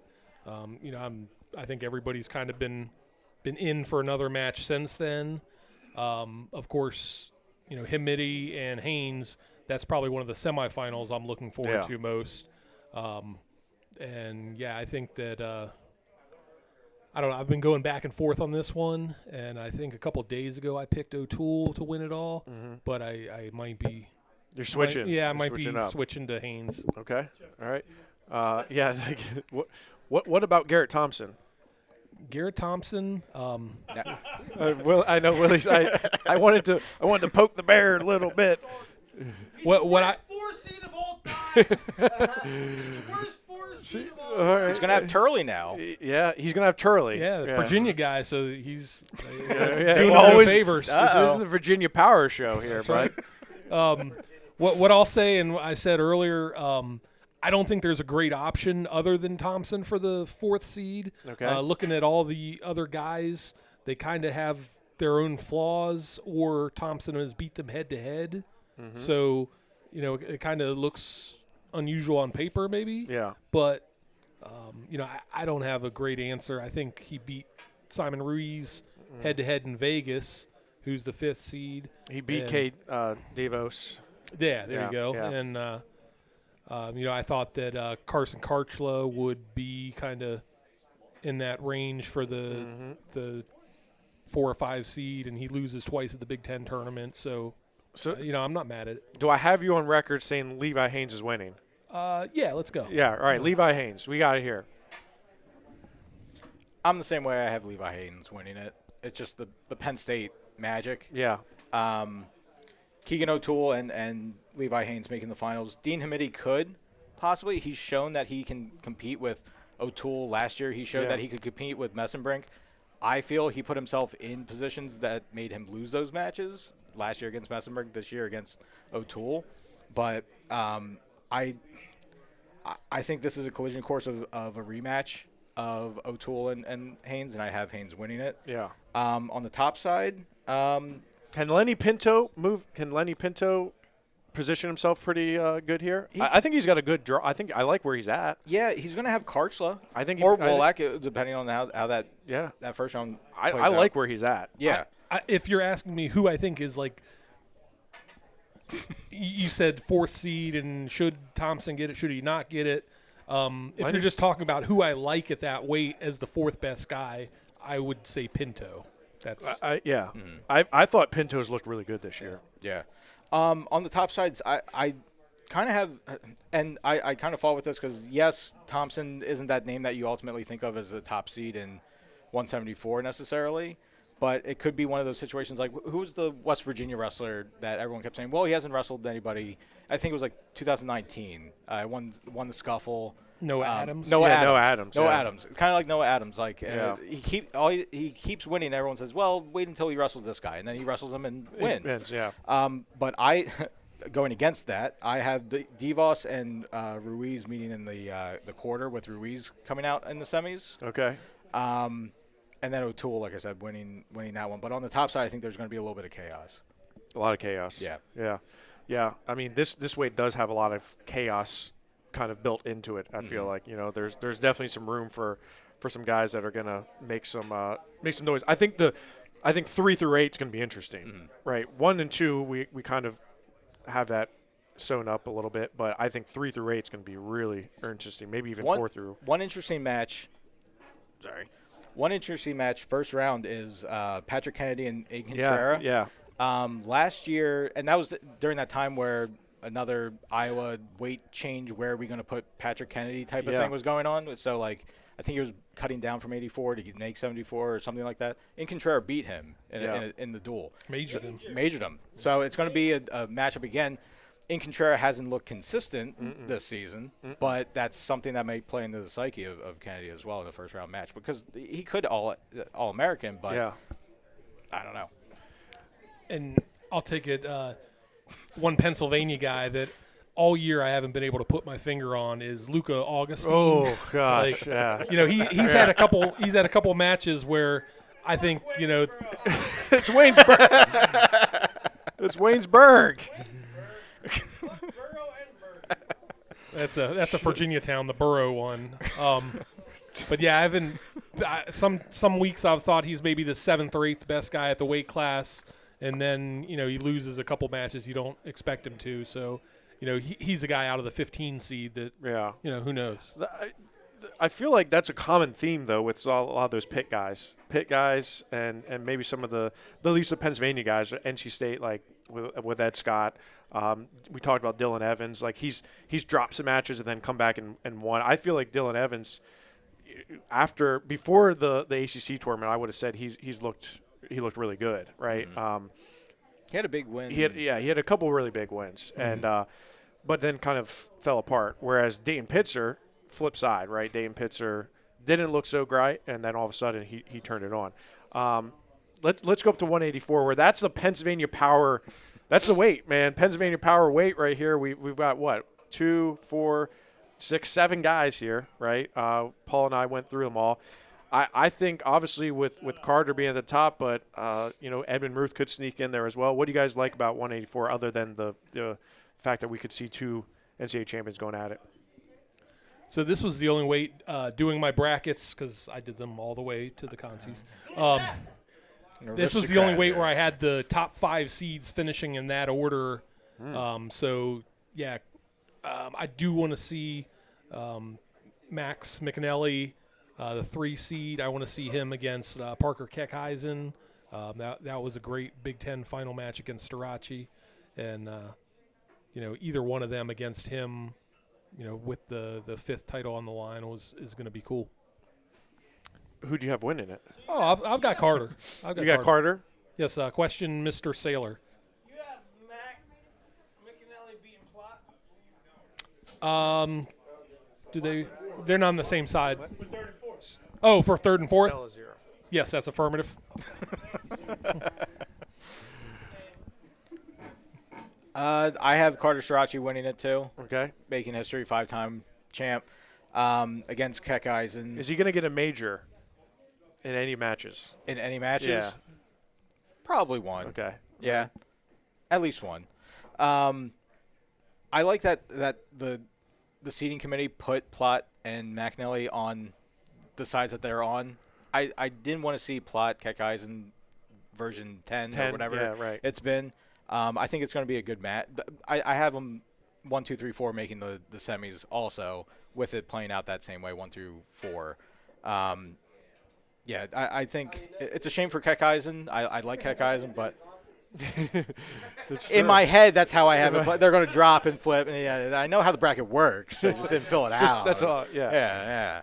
But yeah, Carter Srirachi winning it. Keckeisen, unfortunately, taking second. I like Keckeisen a lot, but just to draw the bracket. Okay. Let's go up 197. Yes, Willie Saylor's got a question. It's had a lot of questions. Yeah. What's the question? Jeff, I don't think that Carter Starachi's high school career indicated he would be this good. Agreed. I agree. Now I had him on. Is that a question? Probably higher than his resume should have Yeah. indicated. What was your interpretation? What was your potential? What did you see out of Carter Starachi in high school? Well, he was so good in freestyle, right? I mean, he won a Fargo title. Yeah, and I thought he looked that was really when I first saw Carter, I was like, man, like he could be special when he won Fargo. And I agree with you. What he did in high school was not indicative of him being a 4 or 5-time national champion, right? I would say it would be argued if he would even win one championship after his senior year, right? Yeah, yes. He was a solid prospect, right? He got better he was so good in PJWs coming up through. Him and Quan DeBow from Erie Cathedral Prep, who was a heavyweight. He was so good, but raw at the same time. He finished 8th in the state as a freshman. He lost to Garrett Ninehouse a couple times, then he beat him, and he was going back and forth with. He never had like a year where you're like, man, this guy's he's going to be the guy, right? He was back and forth with Hartman from Bell Vernon. So I would say Fargo, when he won 16U, I feel like that was when I really saw that he could be special. I think Penn State was the reason why he ended up the way he did, right? I mean, I think that's a fact, right? You can't argue the fact that he went to Penn State and got immensely better and very quick. He was not Spencer Lee. No way was he Spencer Lee. He was, I mean, and Paul, I feel like you would agree. Like, I mean, coming up through. When he, right. When he lat dropped Parker McClellan from Altoona. I mean, he's. Yeah. I mean, Fargo's kind of when I think a lot of people said, boy, who is this kid? And because he kind of rolled through Fargo. Like he looked. Right. He was not a Spencer Lee. He was not even I mean, Crookham was a little bit of a different story. But it's just he got better at Penn State. He got a lot better at Penn State. I agree. And yeah, right. Yeah, I would agree. You guys agree?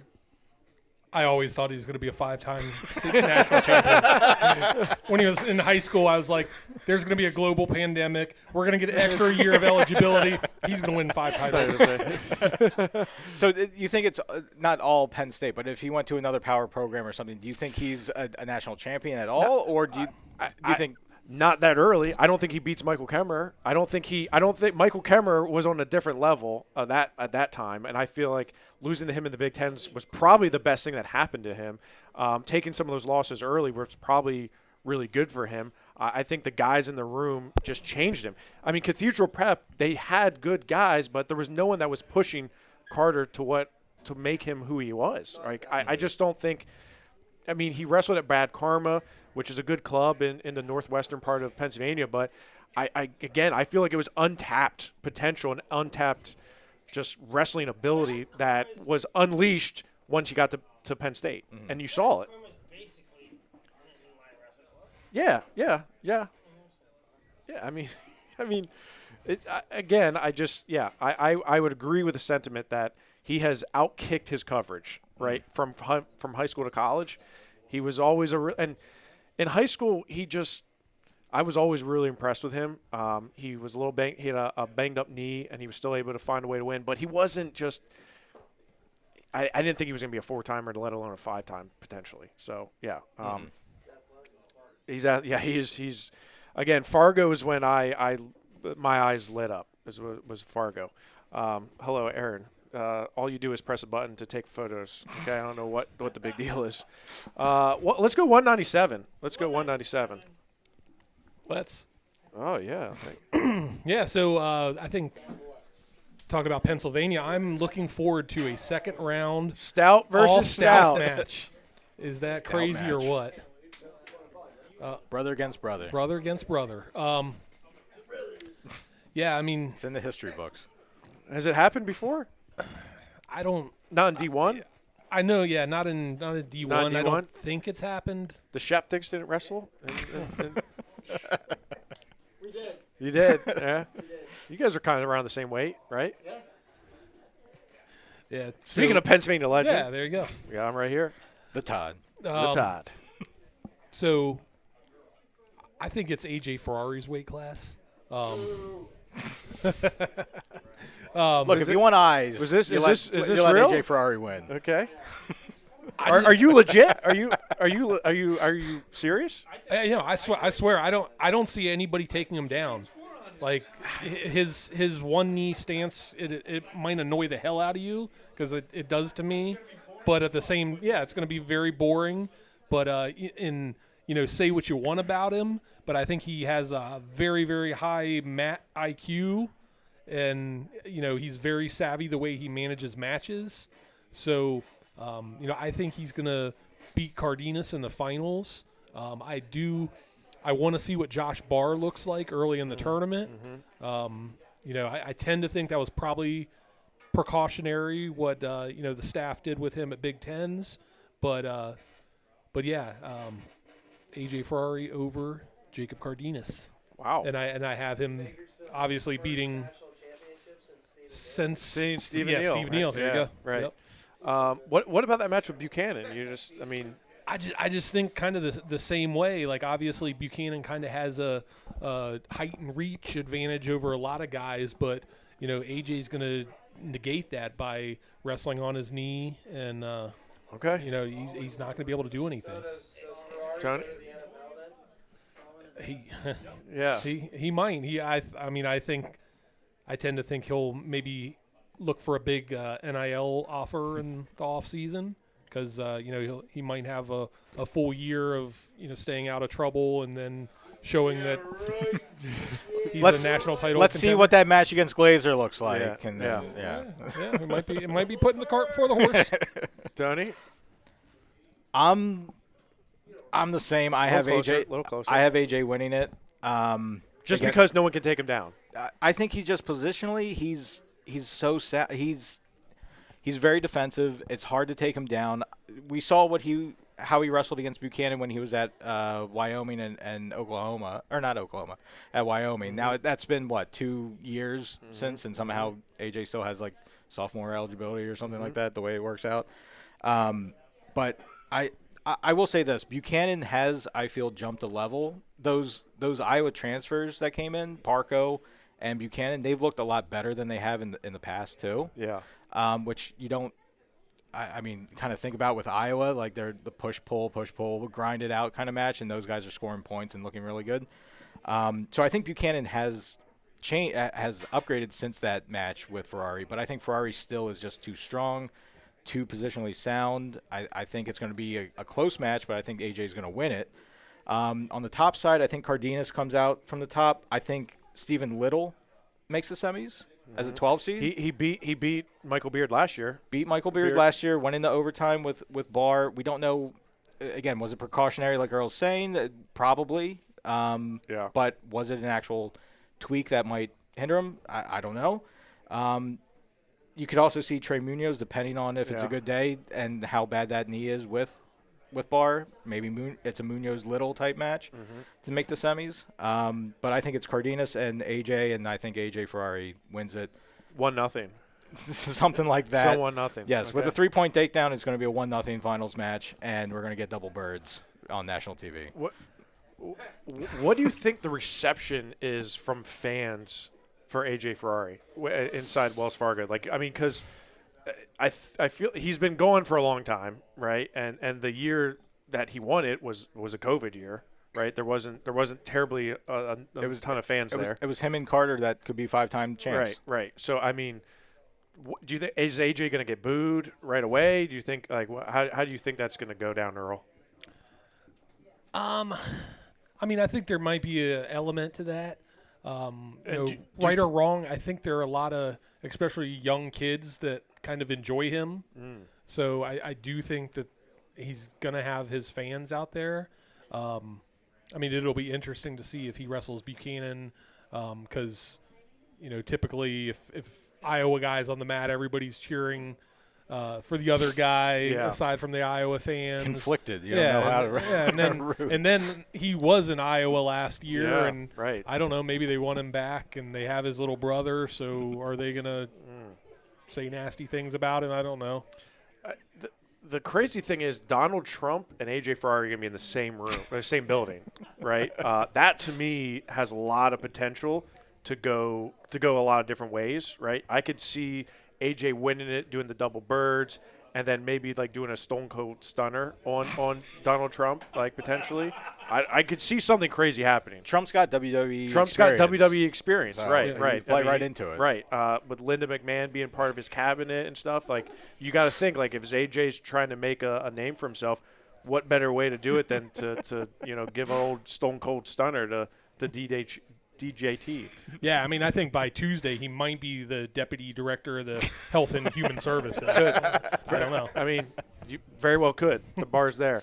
All right, so that's 197. I will like to give two shout-outs. Neither of you gave any shout-outs to the Pennsylvania wrestlers. I said Stout. You didn't say anything. Tucker Hogan and Dylan Bechtold are two special wrestlers that are not getting talked about a lot in this tournament, but I think in years to come, they're going to be talked about a lot. My former coach's son, Bechtold. Yeah, Bechtold. Yeah. Yeah, both true freshmen. And I think if you look at the composition of the weight class, a lot of freshmen, the top half of it, very senior heavy. Yes. But between those guys, there's going to be a lot of good prospects coming up for the next couple years. I have liked both of those guys this year. Unlike 125, 285 is filled with returning All-Americans, national champions, et cetera, et cetera. Is 285 this year one of the deepest weight classes at heavyweight that you've seen in your time covering the NCAA tournament, Earl? Yeah, absolutely. And if you look at the credentials, I think we have 6 age group world medalists in the field. Yeah, because you got Gable, you got Kirkfleet, Colton Schultz. Yeah. Cooter, yeah. You got Gavin Hoffman, Pennsylvania guy. Yeah, he was a world. Yeah. Shout out Montoursville. Don't think I'm going to overlook him. And I know there's someone. Hendrickson was a U23 champion. Trumbull as well. Jeez. So okay. Yeah, I mean they're So all it's the over the deepest weight place. class. Yeah. Nick Feldman, I think he was a match away Jimmy from Mullen. There we go, Jimmy Mullen. Yeah. Sorry. Jersey guys got to get their Jimmy Mullins in. All right. So what do you like? What do you like at 285? Anybody touching Gable? No. I think you talked about tiers earlier. I think this is a weight class where the top 3 guys are on their own individual tier. Nobody beats Kirkfleet but Gable, and both of those guys can beat Hendrickson, but I don't think anybody else touches Hendrickson. Okay. I do have a good Pennsylvania. All right. I think Feldman's going to make the semis. Whoa. Okay. Yeah, I have him getting right here at this tournament, beating Keeter in the second round. He's a tough draw. That's a terribly tough draw for him to. That's saying something for him to make the semis. That's big. Yeah, and then you got Owen Trefane. Yep. Lehigh. Who's been really, really good. Yeah, he's undefeated. They haven't had the greatest. He's beaten who he's beaten, but he hasn't had the most challenging schedule so far. So there's talk of him maybe being the 3 seed coming into the draws and everything. That would have been Jesus. And I mean, he's at Lehigh because Isaac Trumbull's at NC State. So. And Nathan Taylor's hurt. Yeah. So that's that. And NIL and transfer portal and all that. So yeah, I think on the top half, that's what I have it looking like. And then the bottom half, Hendrickson, Kirkfleet. They met a couple years ago at the NCAA tournament. It was a close match for Kirkfleet. But I want to see that one again. It should be one of the more anticipated semifinals. Tony? I'm the same way. I think obviously Stevenson wins outright easily. Easily. Probably against Kirkfleet. I don't think, kind of like what Earl was saying, A beats B, B beats C, and all that. Hendrickson at Big 12 finals, though, had a stinger or something in his ribs. It looked like he was pointing. So I don't know how much that is, just in the moment, or if it's something that's lingering coming in this. I still think he makes the semis. I think it's Kirk and Hendrickson, but I think in the semis. But I think Kirk takes it to the finals with Stevenson. Prop bet here: does Stevenson hit for the cycle within 5 matches? Does he get a pin, a tech, a major, and a decision within 5 matches? I don't think he gets. I think he made. No? No. I don't think No he will decisions? decision. Even against Kirk? I mean, yeah. I mean, he only decisioned Feldman. It was like 10-3 at one point. And Kirk. Yeah, decision against Colton Schultz in the finals one year. No, I think And he's probably going to run into Schultz probably in the I think in the he quarters. decisions Kirk. You think he majors Kirk? Huh? He's going to bonus through? Make that Hodge push? Okay, I could see it. I could definitely see it. He's done it before, and then he's going to take off his shoes at the end again for the second time. But on the bottom side, I'm very interested to see an ACC matchup of Isaac Trumbull and Dayton Pitzer. Pitzer obviously had that great win over him, and as Robbie had pointed out, big knee brace in ACCs, not so much this time in practices before NCAAs. That's going to be an interesting match. Whoever wins that gets Hendrickson most likely. I don't think anyone's going to touch Hendrickson, though. I think, like I said, 1, 2, 3 right there. Biggest question, Penn State, is are they going to set another record? Are they going to break a record? Are they going to get how far is Penn State going to go with this? Is it going to be another record-setting year, Earl? I don't know if it'll be a record-setting year, but it's going to be close, and I'm going with 9 AAs. 9 AAs, okay. Who does an AA? I'll go with Davis.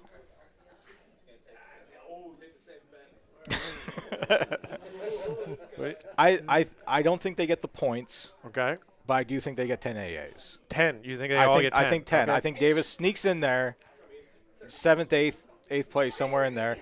I don't do the banks, but I think he can AA. He has the potential to. I think that's their way of setting a record for this year. It's only the second time it would ever be done. Okay. Who finishes in the 10? Who's 10. Who's the top teams outside of Penn State? Oklahoma State second, Iowa third, and Virginia Tech fourth. All right. I think Iowa second, Oklahoma State. Iowa second, Oklahoma State third, and I'm going to go outside Ohio State fourth. Really? That's why Ohio State? I think the talent. Without doing the backside, it's just a shot in the dark. The guy. I think the talent's there. Okay. And you're going to have, with me thinking that Mendez is going to be a champion too. Champion points go a long way too, and I think just with the amount of talent that Ohio State has on the roster, I think that they can push to a top. All right, sit in the principal's office and just say that to the principal right there. Nebraska fifth. Ohio State fourth. Nebraska fifth. Tony is on crack. Yeah. All right. Well, I appreciate it, guys. You guys were very insightful. Despite Tony, you only filling out half your brackets. The important side. We're going to take a break, and when we come back, we're gonna solve the debate on the Philly cheesesteak. We're gonna solve it. We're gonna solve it right here. We're gonna get some finally. Finally, we're gonna put it to bed. And I think Aaron's gonna talk about being a photographer at the NCAAs. Willie's gonna talk about the That'll be riveting. Willie's gonna talk about the suites and covering NCAAs. I just secured Hulk Hogan. Hulk Hogan's coming this week. So we're going to have Willie come on as well. We're going to take a 2-minute break and then come back for our final segment. It's going to be a little bit quicker than the other two. So we'll be right back.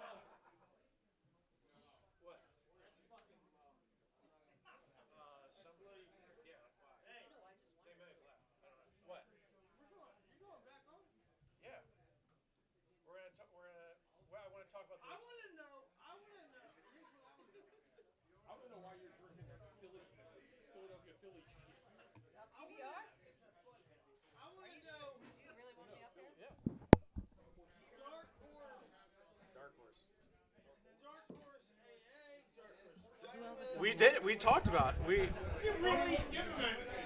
Who did it? I tried. You really didn't get into it. You didn't have to practice. All right, we're going to talk about the NCAA tournament. Who else are you getting up We're there? gonna. Well, first we're gonna solve the cheesesteak debate in Philadelphia. All right, this is my sister Lisa. If you can't tell by the resemblance, Lisa Upson's in the house. Lisa is a. I mean, you've lived. You single? That's Willie. Oh my God, my dad. Sorry, my Your dad. dad. Your dad's my dad. Dad said to say hi to Willie. My Tom Upson says hi to Willie. Yeah, I just talked to him on the phone. Edit out what I said. Oh dear, I didn't promise it was gonna be pretty, No, Lisa. I know. It's fine. Lisa's lived in Philadelphia longer than she's lived anywhere else, so you are the 16 years. Philly resident. The cheesesteak debate has been going. It's been gripping the wrestling community because everyone's like, "Where do you go for a good cheesesteak?" And as my sister and food connoisseur, I'd like to know your opinion. We talked about tiers. I don't know if you heard Tony DeMarco talk about tiers. Yeah. He doesn't fill out brackets correctly, but he does talk about tiers. Can you give us tiers of cheesesteaks? Where are the best cheesesteaks in Philadelphia? Yes. Okay. Ready. So if we're talking about tiers, tier 1, Angelo's hands down. If anybody's heard about Angelo's, it is on, 9th and Fitzwater. Yep, 9th and Fitzwater. Angelo's is hands down the best cheesesteak in the city. Hands down. You're going to The Carter Strachey of cheesesteaks? There you go. I mean, Dave Portnoy gave it, I think, a 9.4 or something like that. 9.2? There you go. Yeah. And their pizza is also amazing. But the thing is, you're going to wait an hour for the cheesesteak. You might have to wait 2 hours. It depends on the day you go. So it's basically a college wrestling review, like a challenge. When they challenge it takes a really long time. Okay, Yes. so the Carter Strachey of cheesesteaks is Angelo's. Yes. Okay. Same tier, though. Same top tier is John's Roast Pork. Okay, so you're going to probably also wait on the weekends, but if you go on a Wednesday or Thursday, you're not going to wait. And also, don't sleep on the roast pork because the roast pork is also amazing. Okay, Willie's got it. Willie's got it. Willie knows. You don't even need me here, Willie. You already know. Yeah. Okay. Okay, that's All right. another tier. Okay. Same tier, though. Same tier. D'Alessandro's. Same tier as D'Alessandro's. It's out of the way. It's not going to be in Center City. It's not in South Philly. You're going to have to drive a little bit to get there, but it is still top tier. Now, when you ask me what my favorite is, I've had Angelo's a couple times, but what I used to live right off of South Street. Right off of South Street is Jim's Steaks. Jim's. He already knows. Yeah, you took me to Jim's. Yeah. So she took me to Jim's Steaks, it burned down 3 years ago. It just rebuilt. So about a year ago, it opened back up. So Jim's Steaks, it's still open. It reopened and it expanded. So it's There's one right down there. yeah, it's 2 blocks from where we are right now. Okay. 2-3 blocks, and that is still in top tier. Okay. Yeah. A lot of wrestling people want to know where to go between sessions down by the stadiums, and I know the Xfinity Live. Is there any? I have another one. Is there any other places outside of Xfinity Live that Yeah. people can go between sessions? Yeah. Palladium. Palladium is another place. Yeah, Marissa, look at that. Palladium's good. Yeah. Yeah. Go ahead. Chicky and Pete's, of course. Chicky and Pete's. What else is down there? I mean, not much. You know, Live Casino's down there. Yeah. Xfinity Live is down there. So you can. The Xfinity Live has like 4 different bars. Go ahead, Willie. Listen, my dad's watching this podcast. We gotta. Tom Upson loves Willie. Hi, Dad. Tom loves Willie.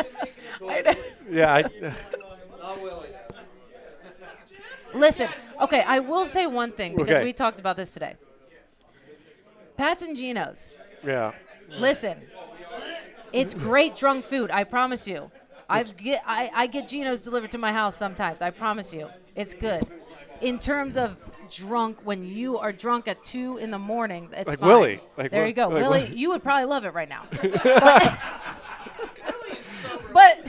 But it's like saying Lorenzo's Pizza is the best pizza in Philly. It is not. So it is a it is a tourist trap, but I think it's also worth going. If you're from California, go to Pat's and Gino's just for the ambiance, for the experience. That's for the all. kids, yeah. That's all. Yeah, okay. Yeah. Kevin McGuigan from Penn said it's for the kids. It's a tourist. It's like riding the Yeah. train, Yeah. or something like Yeah. that. You're going, okay, all right. Yeah. All right. Well, I think we're gonna have to cut it off there. Willie's, we're gonna. Will, you got anything you want to add? What suite are you in? Okay. All right. That's it. I live in Manayunk. Shout out Cavanaugh's. Shout out Cavanaugh's Thank for you, having us. Cavanaugh's. Appreciate you, everybody, for having us. This was a great show. Really, really fun. And see you at NCAA's.